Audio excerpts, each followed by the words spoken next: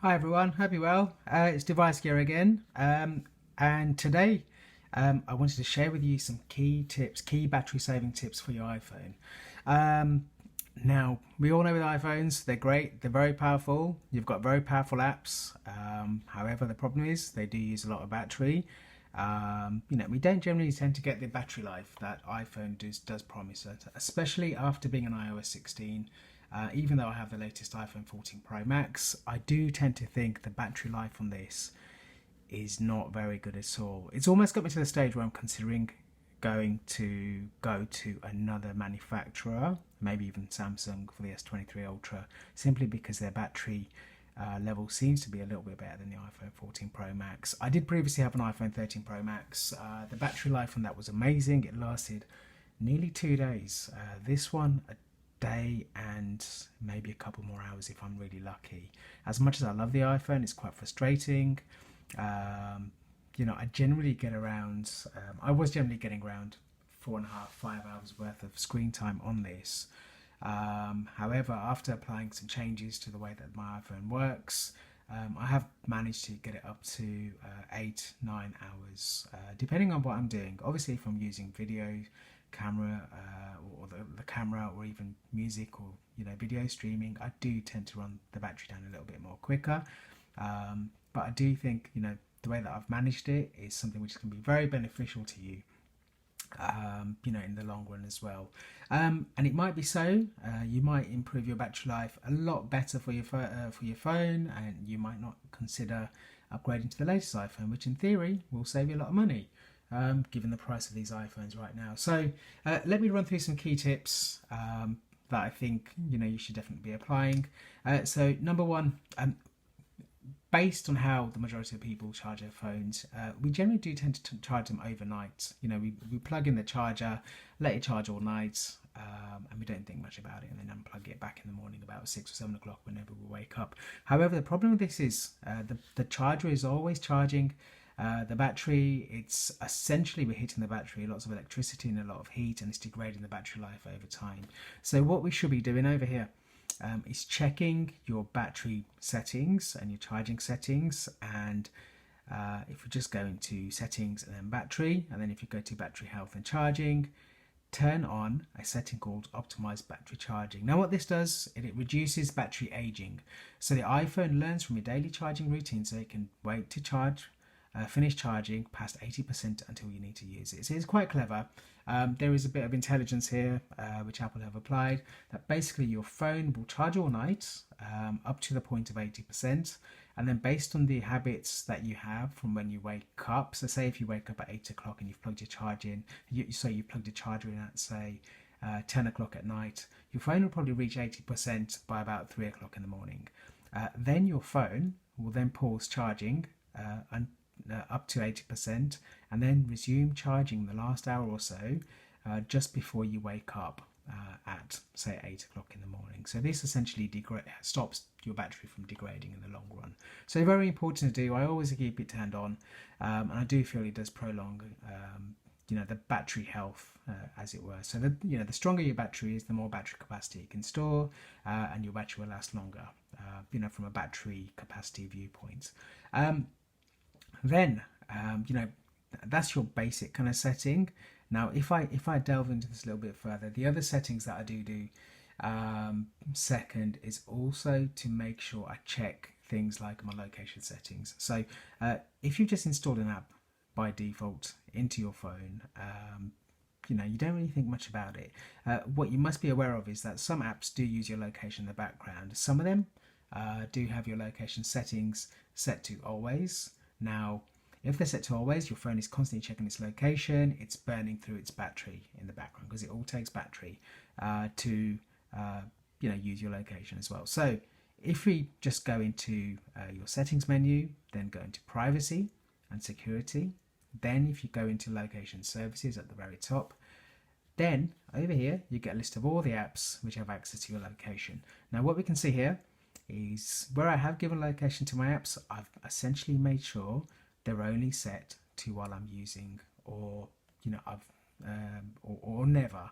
In the rare occasion I've given an app access to my location all the time. It's probably an app which I need to use all the time. So, well, it's quite important to me. So the weather one over here, the location is set to always. And the reason I've done that is because I have a widget which I want to let me know what the weather's like wherever I am.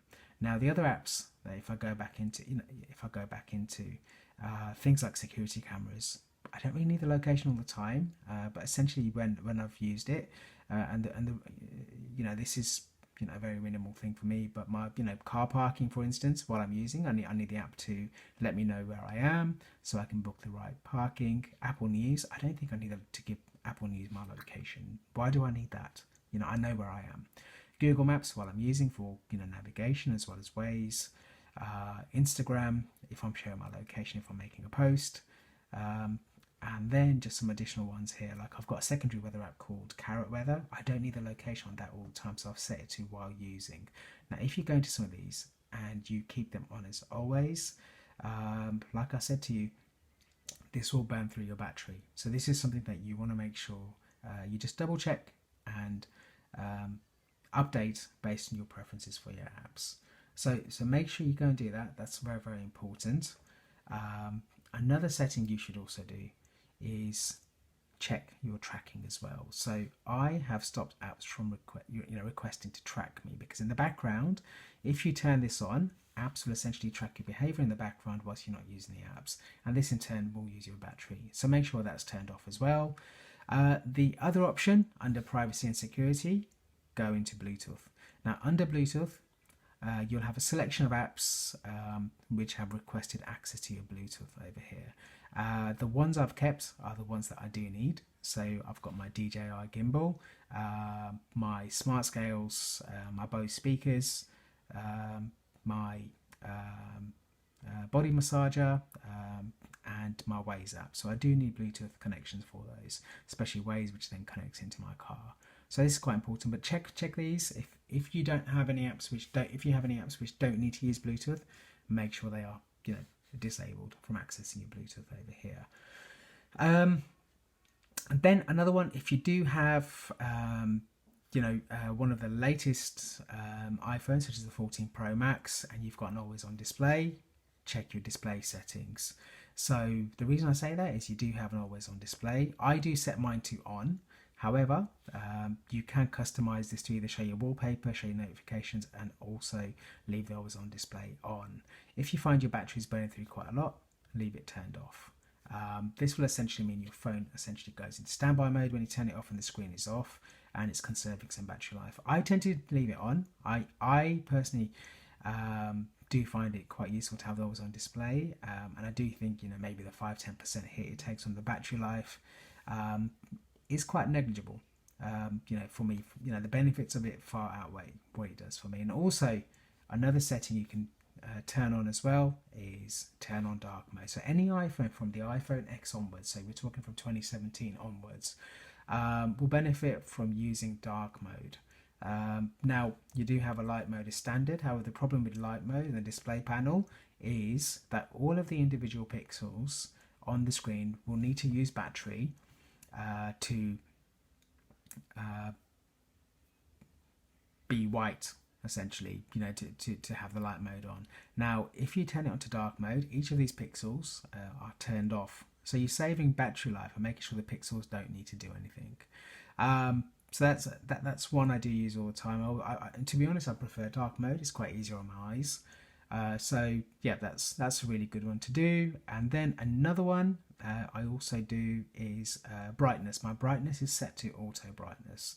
The reason I do that is the phone is quite intelligent enough to understand how bright my surroundings are, and how what level screen brightness I need to have for me to effectively use the phone. Now if you have that set to the very high setting, right to the very top, unnecessarily you're going to burn through your battery.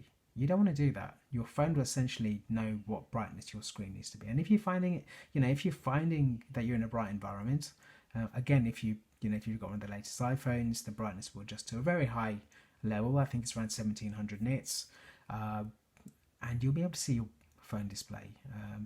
Personally, I think it's a bit crazy high, and even if it was that bright, I'd probably wear my sunglasses just to be able to see the display, because it's a bit OTT, it's a bit over the top. So yeah, definitely want to have a look at. Now, the other things which I do find are quite important are if you're at home, if you've got access to Wi-Fi, leave your Wi-Fi on, leave your phone connected to your Wi-Fi. The reason I say that is Wi-Fi consumes a lot less battery than if you're using mobile data. The reason is with mobile data, your phone is searching for the strongest signal. Generally speaking, when you're walking out and about in the house, your signal, as you can see in my case, I've only got 1 bar over there or 2 bars right now. That's not really going to help me. My phone is searching for the best signal and it will burn through the battery trying to find the best mobile signal. And yours will probably be doing the same thing too. So leave your Wi-Fi on when you're at home. That is definitely important, to do. And again, another thing I must mention over here as well, if your Wi-Fi is really slow, then maybe just leave it turned off and just use your mobile data. But look, I've just turned mine off now and you can see I've got 2 bars and I do have 5G, but that's not really efficient for my battery. So, I'll leave it turned back on as well. Now another one, with all the apps that you have, you can see I've got loads here. I've got quite a few here.